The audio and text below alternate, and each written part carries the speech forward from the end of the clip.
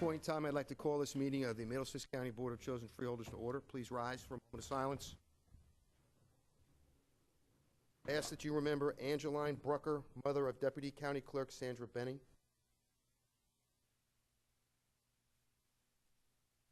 Call upon Deputy Director Rios to lead us to the flag. I pledge allegiance to the flag of the United States of America, to the republic for which it stands, one nation, God, liberty and justice.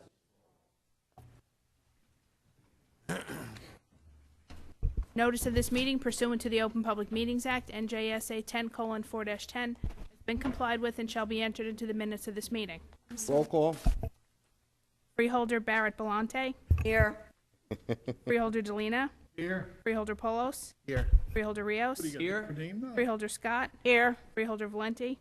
Here. Freeholder Director Rafano. Here. On to commemorative resolutions. There are several this evening. First is recognizing the New Brunswick Police Department on their 175th anniversary. Next is recognizing the Immaculate Conception School in Spotswood on the occasion of their 50th anniversary. Next is recognizing the Carteret Senior Citizens Club on the occasion of their 40th anniversary. Next is recognizing Middlesex County Sheriff Joseph Spaguzzo on the occasion of his retirement. Next is recognizing John Grunn, former Edison Township Health Director, as he is the 2010 recipient of the Frank J. Osborne Award for Meritorious Achievement in Public Health. Next is recognizing John Talbot of the Borough of South River, as he has been named the Fire Prevention Inspector of the Year. And last is recognizing Alexander Bates of Boy Scout Troop 888, as he has attained his Eagle Scout Award. I need a motion. So moved. Motion by Deputy Director Rios, seconded by Freeholder Valente. Roll call. Freeholder Barrett Belante. Yes. Freeholder Delina. Yes. Freeholder Polos. Here. Yes. Freeholder Rios. Yes. Freeholder Scott. Yes. Freeholder Valenti. Yes. Freeholder Director Rafano. Yes. Call upon Deputy Director to make the presentation. John Grunn could come up to the podium.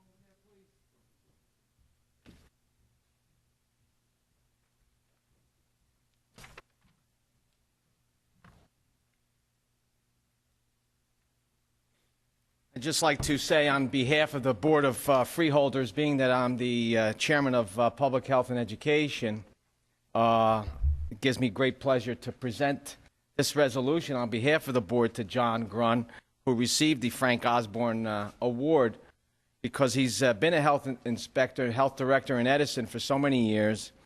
And I got to know John a little better because I serve as a liaison to the Mosquito Commission, and John is on the Mosquito Commission, and he's done many great things while he had his years of service in Edison as a public health director. He was also instrumental in writing up an ordinance for Edison on the sale of tobacco to minors, among many other things that he's been involved in Edison and throughout the county.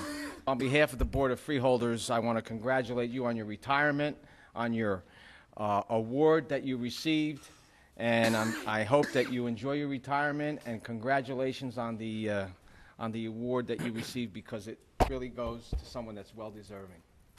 Thank you. Thank you, Freeholder Rios. It's been an honor to serve in Middlesex County, and I want to thank all my friends on the board for recognizing me tonight. Thank you so much.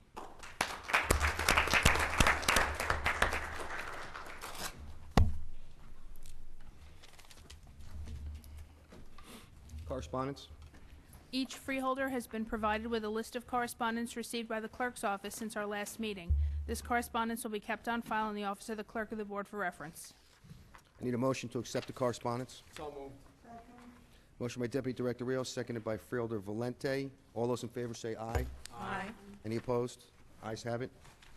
Reports of freeholders. Freeholder Carol Barrett Belante. Thank you, Director. Using federal stimulus funds, the Middlesex County Housing and Community Development Department administers the Homeless Prevention and Rapid Rehousing Program, which assists homeless households and those facing eviction with temporary financial assistance. In less than 1 year, the HPRP program has provided over $485,000 to place homeless families into housing and to prevent evictions for those at risk of being homeless. An average of $3,880 has been provided per household in the form of rental and utility arrears, security deposits, and partial rent assistance. Clients are also provided with case management services to ensure that they are accessing other mainstream resources they will become eligible for, such as food stamps. To be screened, people may contact InfoLine 888-908-4636, and I'll repeat that, 888-908-4636. Thank you. Thank you, Freeholder. Freeholder Delina? Yes, I'll be right there. Thank you very much, Freeholder Director. I would like to at this time go over the park scene. It's out. If you want any, I have some copies here. It has Joseph's 16th year and still going strong. Sunday, December 26th at 2 and 7 p.m. will be some of the time that the show will be going on. On Monday, December 27th at 7 p.m. and Tuesday, December 28th at 7 p.m.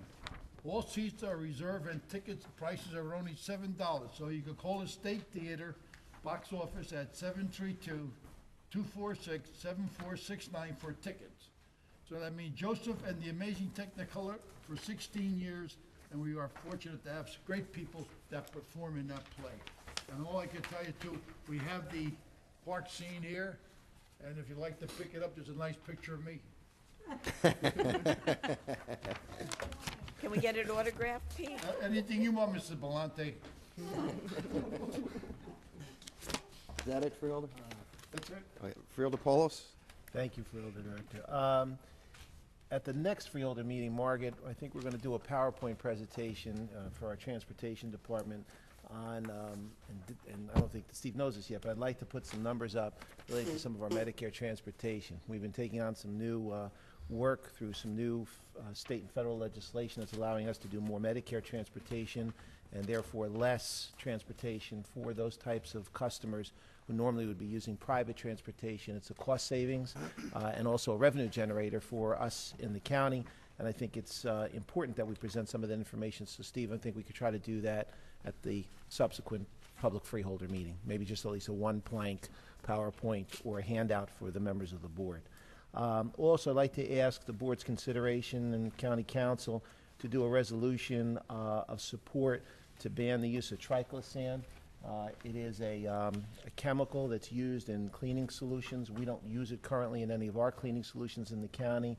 There are a number of communities, some counties, Monmouth, I believe, and some others who are supportive of this, a number of environmental groups. This type of chemical is very harmful once it gets into the waterways and obviously through sewage systems and runoff and so forth. It's something that I think we should be concerned about.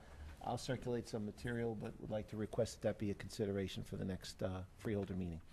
We'll be doing a tour this coming week of the Ocean County Car Wash Facility. We're doing a little bit of a road trip as we are continuing with our plans to design a multi-use county vehicle car wash facility in North Brunswick, which would serve not only the county's purposes, but the purposes of all the cities, all the different New Brunswicks, New Brunswick, East Brunswick, and South Brunswick. And we're going into the second phase of design on that initiative, and we're hoping that'll continue to move along. Our comprehensive traffic safety program is moving with good speed on some new initiatives. We had several work sessions with some of our senior groups and moving ahead with a new survey to gather information to try to make our pedestrian safety areas, pedestrian safety in the county improved. Our school training and response team continues to meet.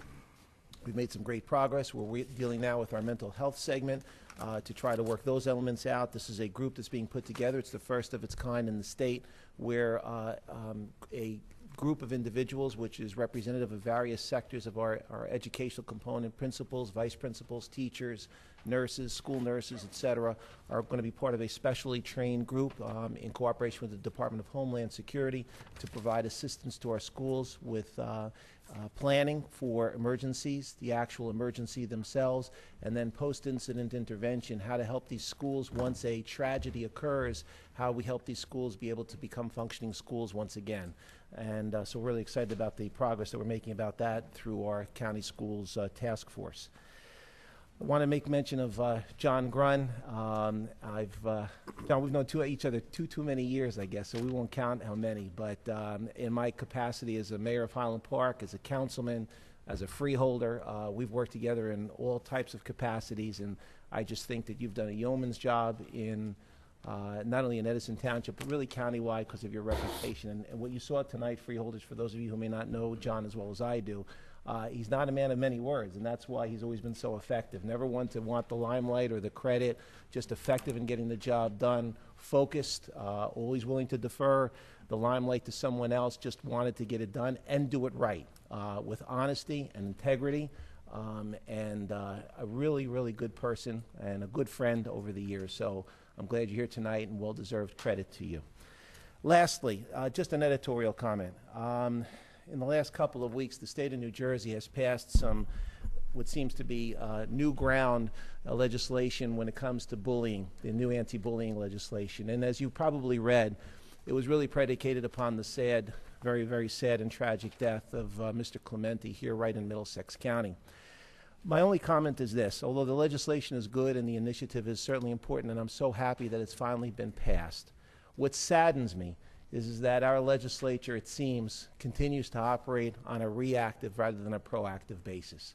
For too many years, far, far too many years, the legislature has been aware of the issues and concerns of bullying, cyberbullying, and the effects that that could have on students and people and families. And it's unfortunate in many instances that we have to wait for tragedies like this to occur before action takes place. This Freeholder board 8 years ago, as Freeholder director knows because he was a member of the committee, started an anti-bullying and school intervention task force. Back in 2002, it was known then that these were issues that needed to be dealt with. And we presented that information to the State Department of Education. We presented that information to the state legislature, and it went nowhere. It took 8 years and a tragic death, and I would have to say added with a lot of national publicity in order to finally get a piece of legislation passed. It would seem to me, and I guess I would only ask this in a public way, that the legislature take more time and patience and consideration to consider these types of issues: bullying, the new issues of cyberbullying, the concerns about text, the social interactive issues that are affecting students and kids and high schoolers and college kids today, and what those effects can be.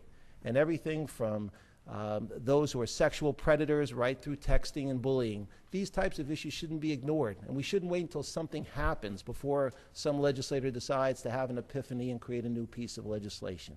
There's enough proof out there that these are real issues, that kids need to be protected, families need to be protected, and there needs to be legislation drafted now before a tragedy occurs rather than waiting. It seems to me, and I know John Reiser will nod in agreement, for many years we always knew that the only way you could get a traffic light was you had to have enough deaths in order to be able to qualify for one. You remember those old ways of doing things, right, John? That's how it always was in the town. The state wouldn't react until you had so many accidents or deaths, and then they would put a traffic light in. Let's not use the same mentality when it comes to legislation that affects people's lives and affects children and affects families in this way. So I would only hope that in the future they have a little bit more sense and a little more proactive nature rather than waiting for something tragic to occur. Thank you very much, Director. Thank you, Freeholder. Deputy Director Ron Rios.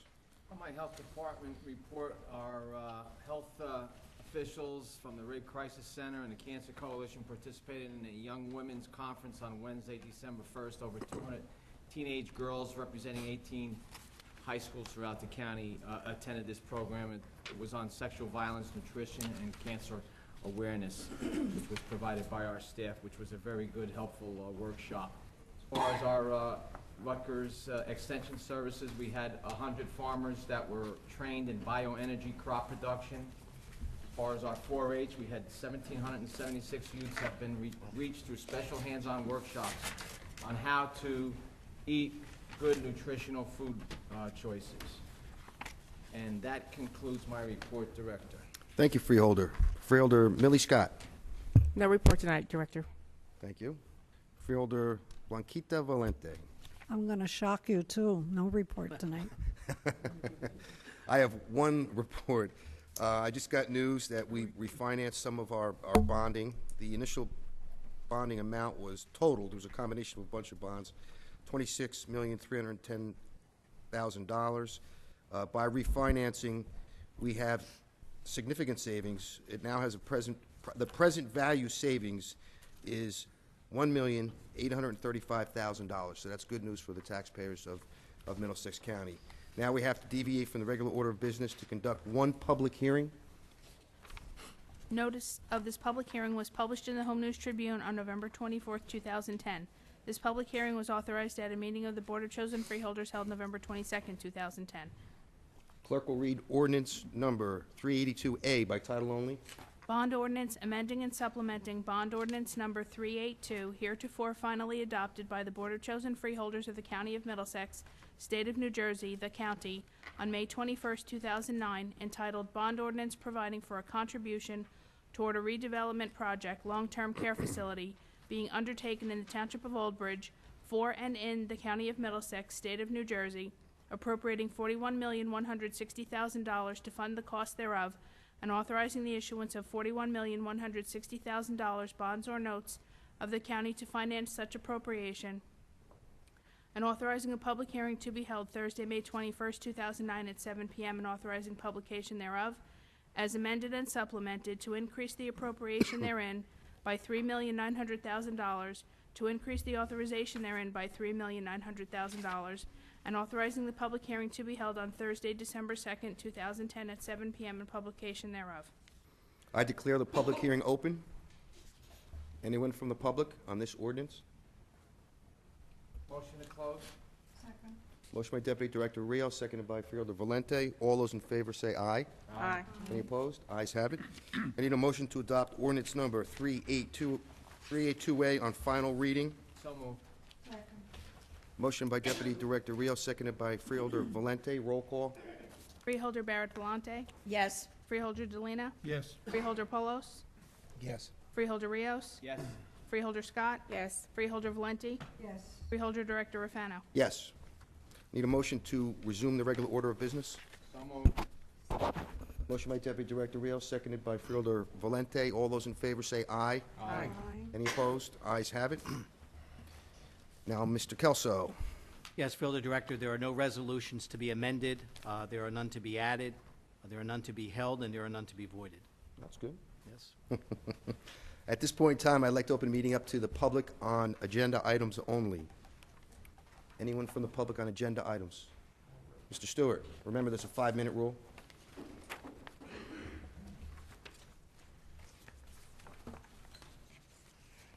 The sweep second on my watch doesn't run.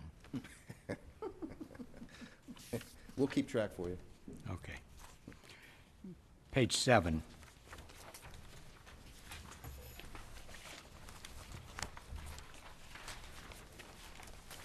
Uh, 2104. Could someone shed some light? What is this National Runaway Switchboard?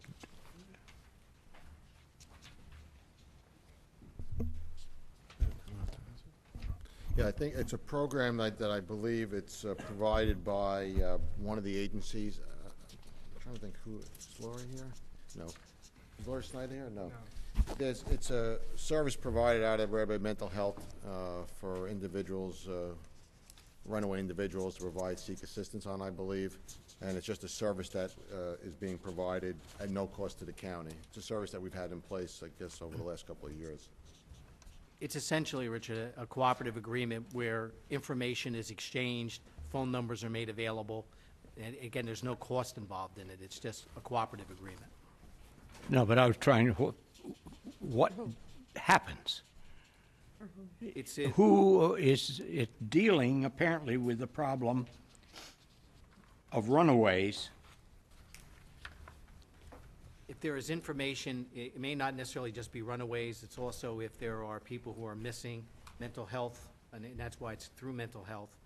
If there's a report of a missing person, it's a way for that information to get out into the public and all the agencies on the airwaves, and this allows our departments to be able to circulate that information through our own information circulation. Again, it's just a cooperation to be able to allow that information to be out into the public. The next item, 2105, whether Mr. Reiser or Mr. Delina, I'm looking at the rejections. I can't help but wonder, what kind of businesses do we have bidding that they can't prepare a bid properly? Well, sometimes we ask that question ourselves, and sometimes it's just a question of whether a bid is being put together too quickly and they miss what is statutorily required information. I'm always a little bit surprised when they fail to put their business registration certificate in a bid because it's pretty basic. Unfortunately for us at the county and any public entity, if they don't provide the statutorily required information, we're compelled to reject them. And it's unfortunate because many times it happens with a low bidder. Sometimes when there's a rejection, it's a little bit more subtle. They fail to provide subcontractor information. They think they've provided it in another section. But again, we're compelled by law to view things very strictly. And that's why, unfortunately, sometimes these lower bids or any bid gets rejected. And in this case, it just so happened there were a few of them. I would be inclined to think that they should know what's required if they're in the business. Yeah, you would think. And bidding, it's not like your brother operating out of his garage. Agreed. Some of these, this particular one right here on 2105, this is a $8 million job. Right. And several bids were rejected for what, to me, that's what caught my eye when I'm looking at it, and I'm thinking, what kind of business? I'm glad that they were rejected, because if they can't prepare a bid properly, what kind of work do they do? That's true. Thank you. Anybody else from the public? Need a motion to close? Motion by Deputy Director Rios, seconded by Freeholder Valente. All those in favor say aye. Aye. Any opposed? Ayes have it. Does any freeholder have any resolution that they wish to remove from the consent agenda and vote on separately? Yes, I do. Okay. 10-2105. 10 to... Anybody else? I have three. Yeah. Blanquita, you have some. Blanquita? Sorry? You have Oh, to- I'm sorry. I have two. Resolution 10-2080 and Resolution 10-2088. I have some Resolution 10-2057, 10-2090, and 10-2091. Oh, Mr. Kelso? Yes, Freeholder Director, a motion would be in order to adopt the consent agenda consisting of resolution numbers 10-2049 through resolution 10-2105, excluding resolutions 10-2105, 10-2080, 10-2088, 10-2057, 10-2090, and 10-2091 to be voted upon separately. Need a motion? So moved. Second. Motion by Deputy Director Rios, seconded by Freeholder Valente. Roll call? Freeholder Barrett Belante, Yes. Freeholder Delina, Yes. Freeholder Polos, Yes. Freeholder Rios. Yes. Freeholder Scott. Yes. Freeholder Valenti, Yes. Freeholder Director Rafano. Yes. And now it would be appropriate to consider the resolution that was excluded by Freeholder Belante, and that's resolution 10-2105. I need a motion? So moved. Need a second? Second. Motion by Deputy Director Rios, seconded by Freeholder Valente. Roll call? Freeholder Barrett Belante, Present, not voting. Freeholder Delina, Yes. Freeholder Polos, Yes. Freeholder Rios. Yes. Freeholder Scott. Yes. Freeholder Valenti, Yes. Freeholder Director Rafano. Yes. And now, Director, it would be appropriate to consider the two resolutions excluded by Freeholder Valenti, and they are Resolution 10-2080 and 10-2088. Need a motion? Second. Motion by Deputy Director Rios, seconded by Freeholder Barrett Volante. Roll call.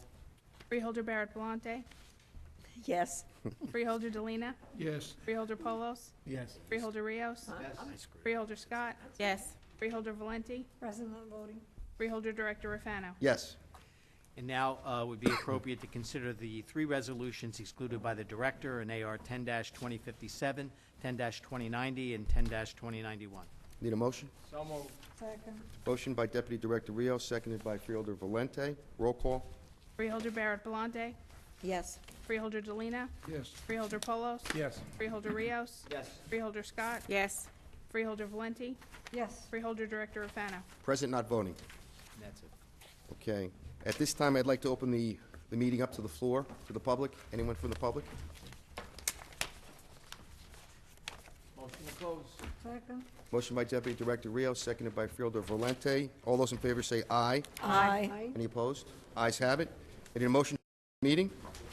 Second. Motion by Deputy Director Rios, seconded by Freeholder Valente. All those in favor say aye. Aye. Any opposed? Ayes have it. Meeting adjourned.